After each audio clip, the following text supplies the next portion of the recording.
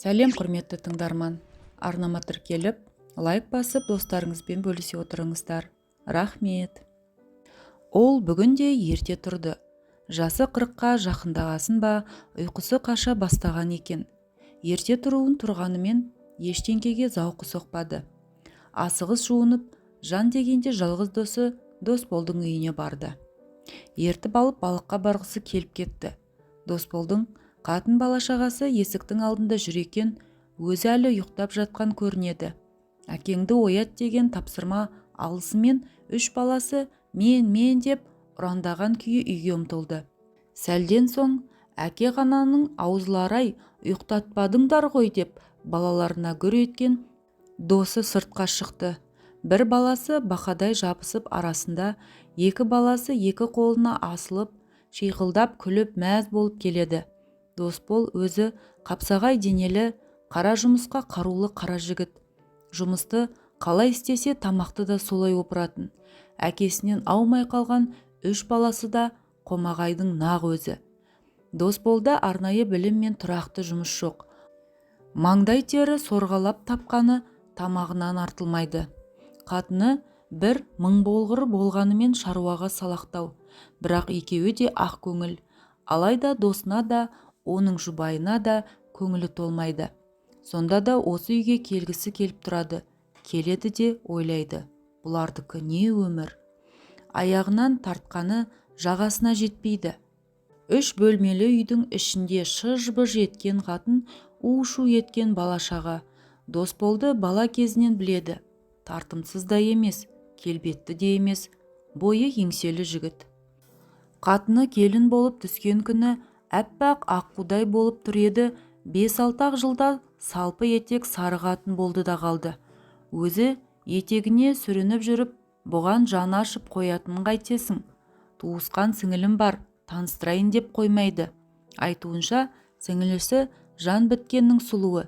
Сіңілісін қатты мақтай бергесін, бұлда қарап отырмай, өй, тасташ, ертең-ақ сен сияқты бойы балпиып, қарны салпиып шыға келеді ғой деп қойып қалған. Сары қатын кәдімгідей ренжіп, сәл үнсіздіктен соң, осы өміріңе де шүкір деп күңк ете қалған. Одан кейін оған үйлен деп те ләм деген емес. Ол үйленгісі келмегеннен бойдақ болып жүрген жоқ. Қазіргі қыздардан қорқады.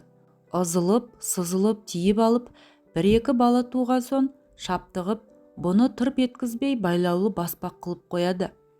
Сау басына сақина тілеп несі бар, осы өмірі тамаша өзіне. Әй жоқ, қой жоқ, қатын қағынады, балам сағынады деп тыпыршу жоқ, емін еркін қыдырып, өз еркі өзінде жүре бермей ме осылай? Даңғарадай үйі бар, қызметі бар, көлігі бар, артық бас қатырудың не керегі бар? Досбол екеуі каналға барып қармақ салды. Досбол майда шабақты жемті қылып закидушка лақтырды. Балық аулау соншалықты қызық болмады. Кілең майда ақбалықтар ғана. Ірі балық жоқ. Тоқпен ұрып құртқан ғой ірі балықтың бәрін. Ол бір демалыс күнінің зая кеткеніне күйініп, қайтайық деді. Досбол, отыра тұрайық, балаларға бір қуырмаш түсер дейді. Өй, бала-шаға деп суға телмірген сорлай деді бұл ішінен. Шамалы уақыттан соң закидушкаға жарты құлыштай жылан балық ілінді. Досбол байқұс бала-шағаның несібесі деп мәз болды. Досының үйіне қайта келді. Әшейінде салбырап қалған сары қатын сумаңдап жүріп, аршып тазалап балықты қуырып берді. Жылан балықтың басын жемейді әрине. Басынан айырылған балық шолтиды да қалды. Шыжылдатып қуырған балық сұмдық тәтті екен. Бір тілімен жеп үлгерді. Қалғаны Досболдың балаларынан артылмады. Тап бір айдахардың балалары сияқты тып-типыл қылды. Досбол балаларынан балық қалмағасын майына нан батырып, пиязын жеп, қара шай ішіп отыр. Азаннан бергі бейнетай деп бұл тұрды да кетті. Сол кеткеннен мол кетіп, орталықтағы мықты кафеден бір-ақ шықты. Балыққа молынан тапсырыс берді.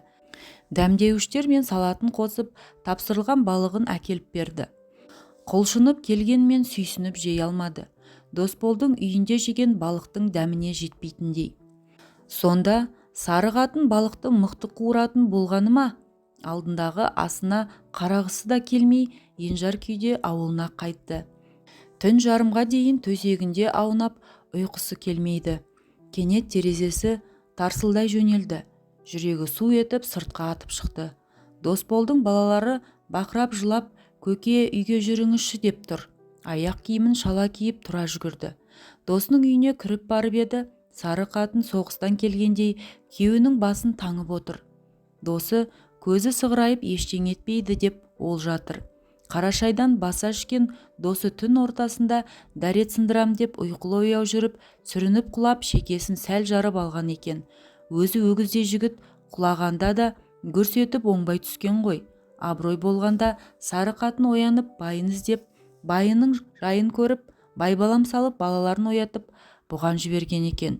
Мән-жайға әбден қаныққан соң ол қатты ренжіді. Досының жарасының бәлесі де жоқ. Болмашыға ұлып ойбай жасап, не өмір мынау? Мұның түсінігінде өмір деген тып-тыныш болу керек. Мұндай ызғын шу тіршілік ұнамайды. Досбол мен сары қатын бүгіні өтсе болды, ертеңінен ештеңе күтпейтіндей көрінді. Енді бұл үйге бас сұқпаспын деп өз үйіне қайтты. Үйіне келіп жатқасында ашуы тарқамады. Сары қатынға не жоқ, болмайтын нәрсеге бола дүрліктіріп, бала шағасына не жоқ, көздерімен қоса мұрындарының сорасы ағып, әкешім әкешім деп Досболға не жоқ, айдың күннің аманда құлап, әй, бірақ күлме досқа келер басқа дейді ғой, мен де құлап қалып жүрмейін. Әй, тоқта, сонда мен құласам, егерде жазатайым мен құласам, кім сүйеді мені? Кім жарамды таңады? Кім мен үшін әкешім деп шырылдайды? Сонда мен босқа өмір сүргенмін бе? Білдім, түсіндім, мойындаймын. Мен қорқақпын. Мен қыздардан да қорықпағанмын. Мен өзімнен қорыққан екенмін. Жауапкершіліктен қорыққан екенмін. Өзімдегі мінді өзгелерден көре беріппін. Негізі Досбол мен сары қатындікі дұрыс екен-ау. Олар ертеңінен үлкен үміт күтеді екен. Ол үміт балалары. Менше. Таңға дейін көз ілмей ойланып, ақыры досының үйіне қайта барды. Осы күнге дейін көзіне бардак болып көрінген үйде бір береке бар секілді. Сары қатын әдетінше түк қатырмаса да сыртта жүр. Қатырғанда не қатырсын? Сауатын сиыры жоқ, үйіліп тұрған жуатын киімі жоқ. Тікелей досына кіріп барды. Досбол басындағы қатыны таңып берген дәкесімен ақбас аю құсап, керіліп, қорылдап ұйқыны соғып жатыр. Үш баласы қоңыр қонжықтар секілді, бірі әкесінің мойнынан құшақтап, бірі қолтығына басын тығып, ең кішкентай әкесінің кеудесіне асылған күйе пысылдап жатыр. Мына жүгірмектер оянса беспредел басталады-ау деген ойын бірден мереке басталады деп өзі жөндей қойды. Ақырын сыртқа шығып, сары қатыннан әй, әлгі таныстарым деп қоймай жүрген сіңілің желпілдеп қалған жеңілдек емес пе деп сұрады.